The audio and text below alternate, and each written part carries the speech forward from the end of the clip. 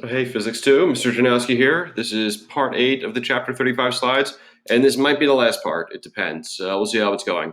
If I'm getting through this fast enough, this will be the last one. If not, I might break it up into two. We'll see. So, yeah, fast. Let's get started.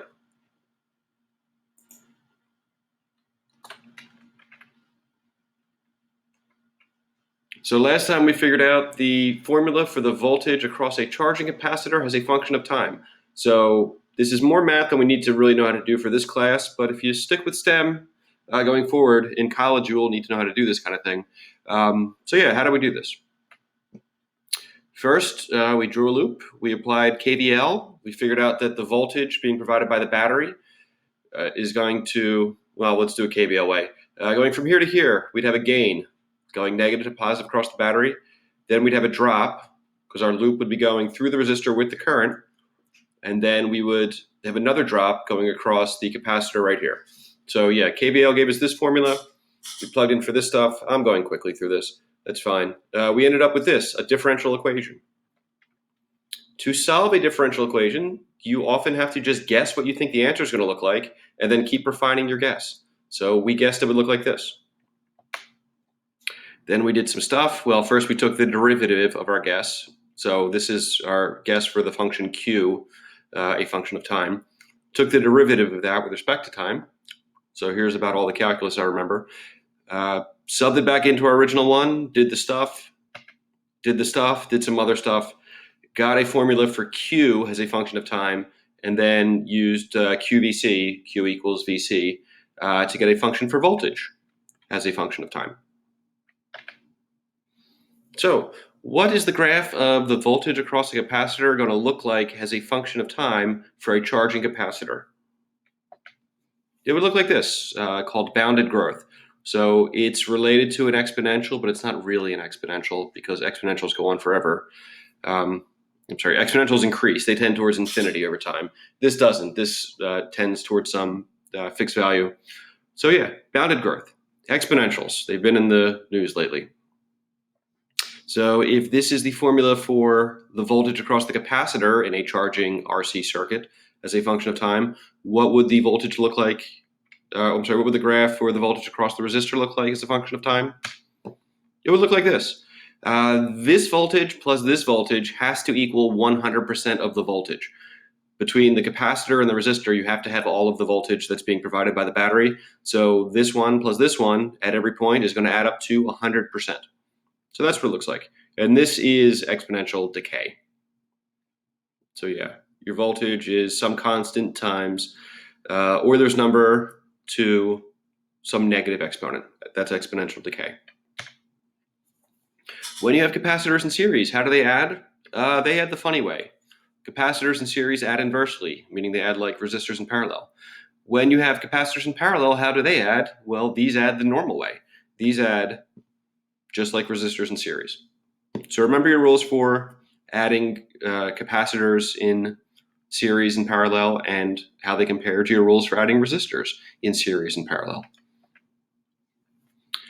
So what are the homework problems? Homework number 6, problem number 1.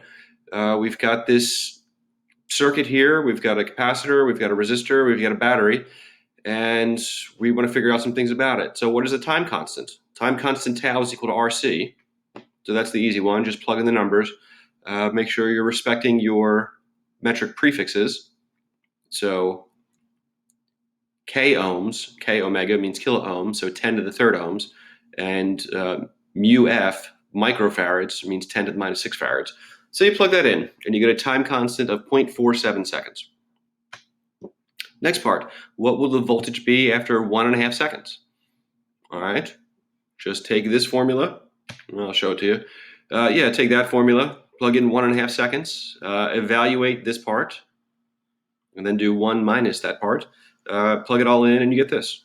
So after 1.5 seconds, so remember our time constant was about half a second, so this is about 3 time constants. The voltage across it, 0.95889 times V naught. We're about 96% of the way there after 3 time constants. So it makes sense that our number 8.63 volts is pretty close to the voltage of the battery, 9 volts. So what will the voltage across the capacitor be? When will the voltage across the capacitor be 4.5 volts? So basically, the voltage of the battery is 9 volts. I'm asking you, when will half of that voltage be across this? So how do you do that one? If you're good at algebra, if you're good at using exponentials and things like that, this won't be that bad. But yeah, it can be a little bit tricky. So yeah, we're starting with the same thing. My recommendation is keep this in letters for as long as you can. So ultimately, we're trying to solve for t. So yeah, you do the stuff. I don't want to go too in depth because I'm trying to make this quick. You do the stuff. You get e to the minus this, blah, blah, blah.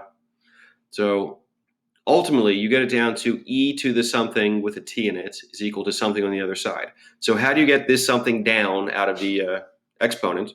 The answer is you take the natural log of both sides. So the natural log of e to the anything will be that thing. So you get that. Natural log of 1/2 is just a number your calculator knows. So yeah, just keep solving. You get t is 0.326 seconds. So less than 1/2, less than 1 time constant. So quick review. How do capacitors in series add? How do capacitors in parallel add? Capacitors in series add inversely. These add the funny way, just like resistors in parallel. And capacitors in parallel, those guys add normally, just like resistors in series. So when is a capacitor like a short and when is a capacitor like an open? A capacitor is like a short when there's no charge across it.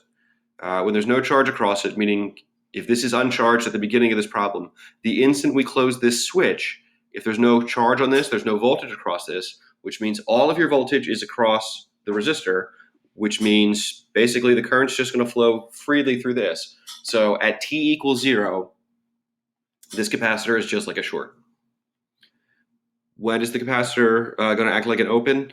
Once all of this voltage, once enough charge is going across here that we can say all of the voltage across the capacitor, it's going to completely prevent current from flowing. There's not going to be any more voltage across the resistor or anywhere else. So yeah, at that point, it's preventing the current from flowing. So at that point, the capacitor is like it's like an open. So what are the units of RC? Well, R is ohms and C is farads.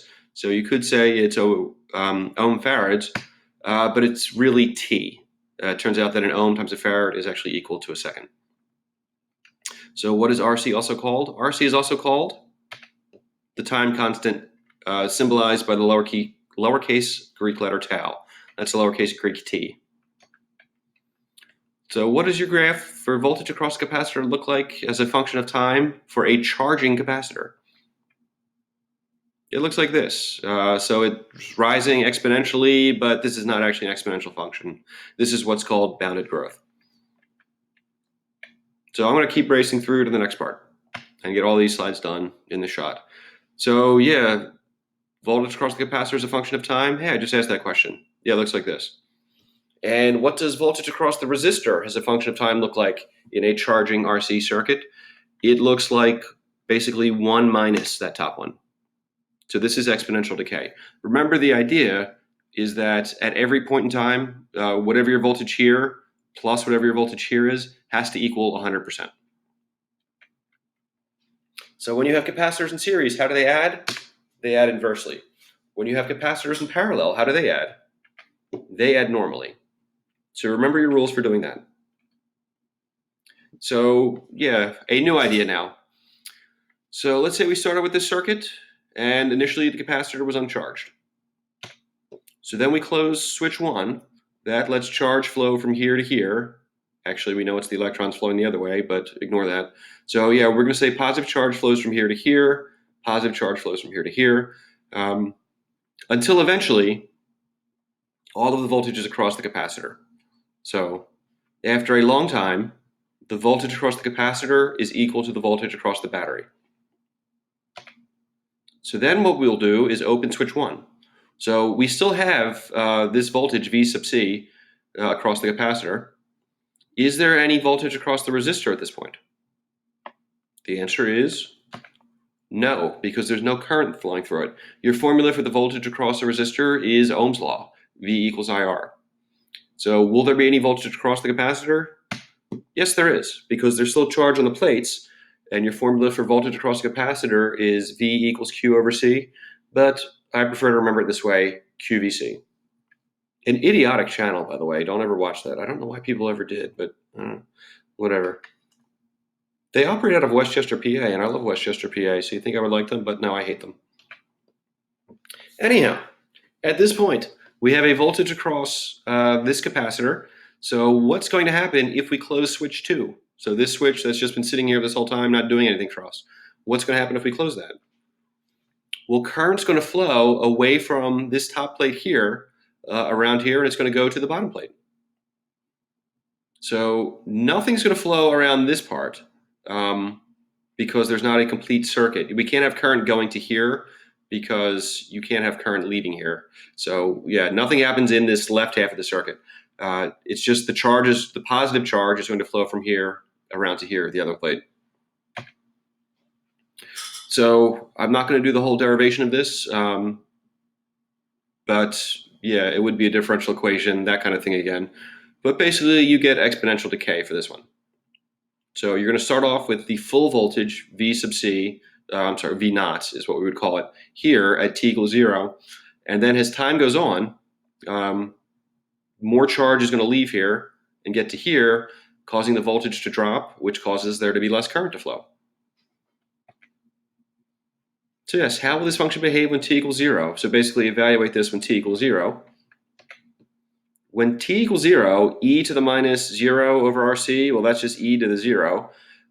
Anything to the 0, with the exception of 0 to the 0, anything else to the 0 is 1, which means the voltage across the capacitor at t equals 0, the instant we close this switch 2, is going to be just the voltage that we started with, V naught. So how will it behave when t equals infinity? So basically evaluate this when t is a very large number. So when t is a very large number, this is going to be V naught to e to the minus infinity over RC. Well, infinity divided by something finite is still going to be infinity. So here we have V naught times e to the minus infinity. So e to the minus infinity is the same thing as 1 over e to the infinity. And e to the infinity is a very big number. It's infinity. So you're going to have 1 over infinity. You're going to have, the whole thing is going to evaluate to 0. I believe what I said makes sense, but I'm not going back over it because I'm trying to go fast, and I don't think I'm succeeding. Anyhow, at t equals infinity, after a very large time, all of the voltage, all of the charge will have left here, gone around to this side, even itself out. There will be no charge over this capacitor. Therefore, there will be no voltage across the capacitor. So what are the units of tau? Your time constant, RC. The units of tau are seconds. Tau is a time. When do you use this formula? Is this the formula for a charging or for a discharging capacitor? This formula is the formula for a discharging capacitor. That's the one we just learned in this part. When do you use this formula? Well, this is the other case. This is the formula for a charging capacitor. So this is for when you would start with no charge here, and then you would close switch 1. And over time, voltage would start to build up on the capacitor. Are you comfortable doing math involving E, Euler's number, and natural logs? Yeah, you need to be able to do that stuff to do these problems. So, Goufus and Gallant. Which one of these is correct? Which one of these is what Goufus would say? Which one of these is what, the correct one would be what Gallant would say. Which one of these is Goufus? So does an uncharged capacitor act like a short or does it act like an open? An uncharged capacitor acts like a short. If there's no charge on your capacitor, there's no voltage across it, and therefore it just lets current flow freely. And the flip of that, is a fully charged capacitor like a short or an open? A fully charged capacitor is like an open. So if we close this switch, after a while, all of the voltage from the battery is now across the capacitor. and that's going to stop current from flowing. So if it's stopping current from flowing, it's just like an open. So that's the end of the slides. Hopefully that helps. And yeah, get ready for your Chapter 35 tests next week, the week of April 6th. I'm not sure exactly what day, but it will be that week.